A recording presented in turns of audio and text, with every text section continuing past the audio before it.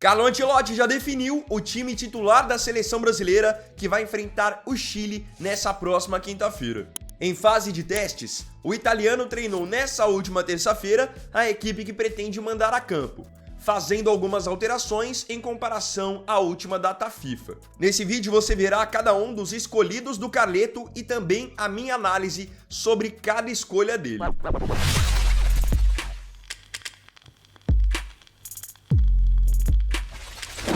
Vamos agora entrar em fase de data FIFA e não só a seleção brasileira joga, outras seleções pelo mundo também.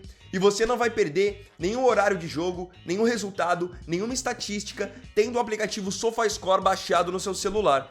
No SofaScore você confere tudo isso de maneira gratuita e absolutamente completa, prática.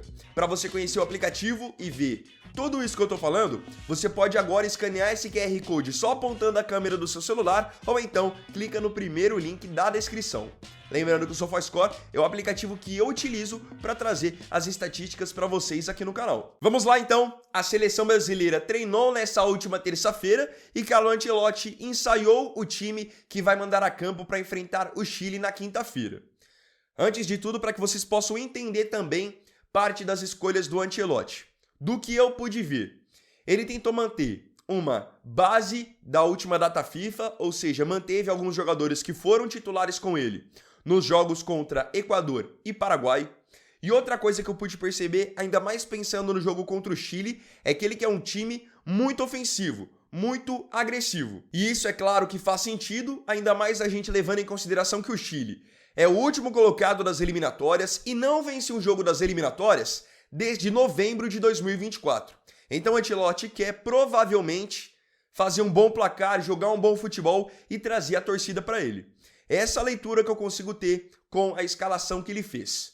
Agora sim, vamos falar de nome a nome que ele escolheu. No gol, não tem segredo. E mais uma vez, Ancelotti banca a permanência do goleiro Alisson. Alisson será de novo titular, da mesma maneira que já havia sido escolhido como titular para os jogos contra Equador e Paraguai.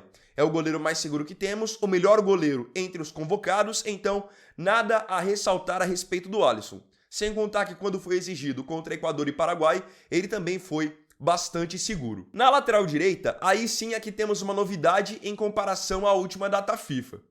Na última data FIFA, o titular tinha sido o Wanderson, lateral do Mônaco.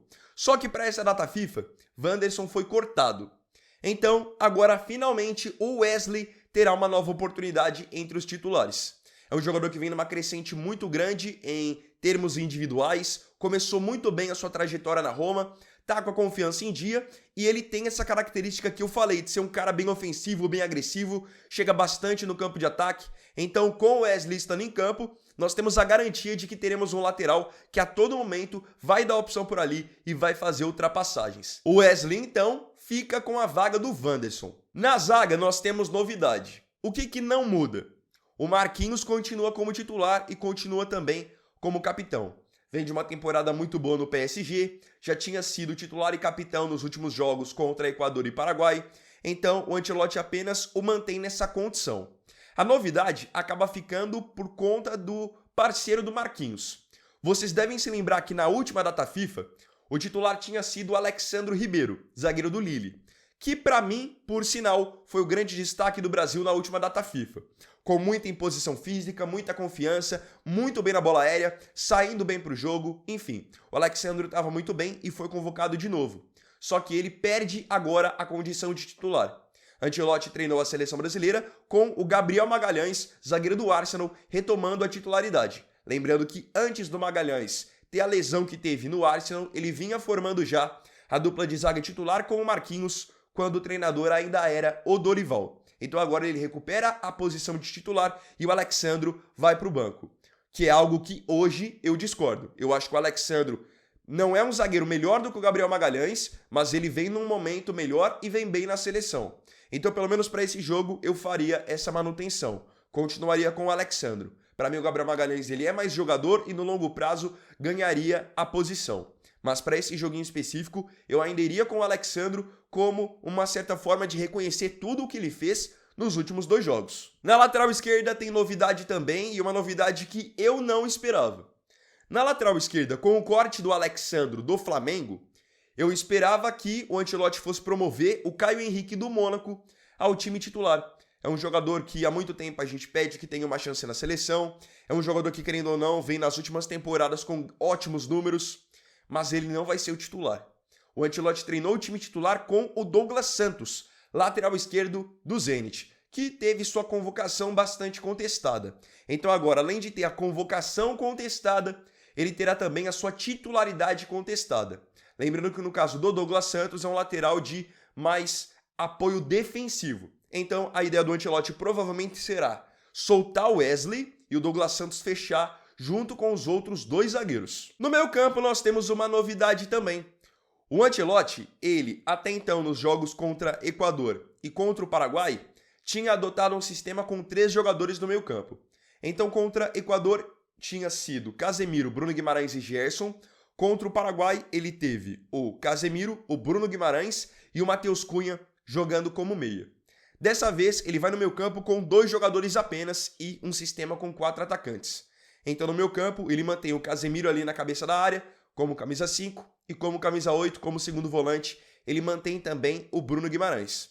Dá sequência para essa dupla. E aí no ataque temos novidades. É um ataque diferente, até porque, geralmente, quando nós vamos ver os ataques da seleção, geralmente tem Vinícius Júnior, geralmente tem Rodrigo, só que dessa vez esses jogadores nem convocados foram, o que significa que outras peças terão oportunidade de mostrar serviço.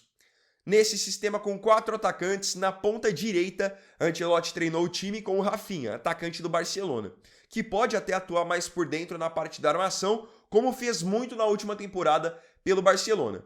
É hoje um dos principais nomes da seleção, não tem como a gente pensar no Rafinha de fora. Qual que é o ponto que eu trago aqui? O Rafinha a gente já sabe o que pode entregar, já sabe da qualidade dele e é um jogador que já tem há muito tempo sequência na seleção. Quando o Ancelotti disse que queria testar mais peças nessa data FIFA, eu esperava que no time titular ele fosse incluir outras peças para teste. Então aqui, por exemplo, como ele queria testar, faria sentido para mim se ele colocasse o Rafinha no banco, que é um cara que a gente já sabe da qualidade que tem e o que pode entregar, e seria interessante se ele colocasse, por exemplo, um Luiz Henrique, que é um cara que tem um tempo já que a gente não vê de perto que ele pode render, já que ele está no Zenit. Então, só esse tipo de consideração que eu vou fazer. Mas até achei que o ataque que ele montou é o melhor que nós temos hoje à disposição. Então ele foi com o Rafinha na direita, o Gabriel Martinelli na esquerda, lembrando que o Martinelli foi titular contra o Paraguai e fez um bom jogo, jogando como um segundo atacante ali e no ataque ele acabou apostando na nova dupla do Chelsea. Como segundo atacante, vindo mais para armar, ele testou o Estevão, que até então no jogo contra o Equador ele tinha testado na ponta direita, agora ele vai testar o Estevão por dentro. E como centroavante, como camisa 9, ele saca o Richarlison e promove a entrada do João Pedro ao time titular. Richarlison foi titular contra o Equador, depois contra o Paraguai. O camisa 9 foi o Vinícius Júnior e agora ele vai com o João Pedro, que vive grande fase no Chelsea, com muita confiança e vai apostar nessa dobradinha dele com o Estevão. Para mim, válido você testar o Estevão por dentro e muito válido você colocar o João Pedro como titular, até porque o João Pedro até então não tinha sido treinado pelo Ancelotti. Agora, pensando nas trocas, eu acho que ele precisa experimentar os jogadores que não estão tendo muita minutagem ou então não tiveram nenhuma minutagem. Porque nós temos que ver os jogadores que ele deu oportunidade, senão de nada valeu o teste. Então eu acho que no meu campo, depois, ele tem que testar o Andrés Santos, tem que testar o Jean Lucas, no ataque ele tem que testar o Caio Jorge, até na frente do Richarlison. Caio Jorge hoje vive um momento de mais confiança, o Richarlison ele já conhece. Então eu acho que não só a gente tem que pensar em ganhar o jogo e ganhar o jogo bem, mas testar essas peças novas que ele promoveu à convocação. Porque senão não faria sentido você chamar essas peças e deixar outros jogadores da confiança de lado. E aí agora eu queria saber de você aqui nos comentários a sua opinião sobre essa escalação feita pelo Ancelotti. Para você, é a escalação ideal para vencermos a seleção do Chile? Não se esqueça de comentar.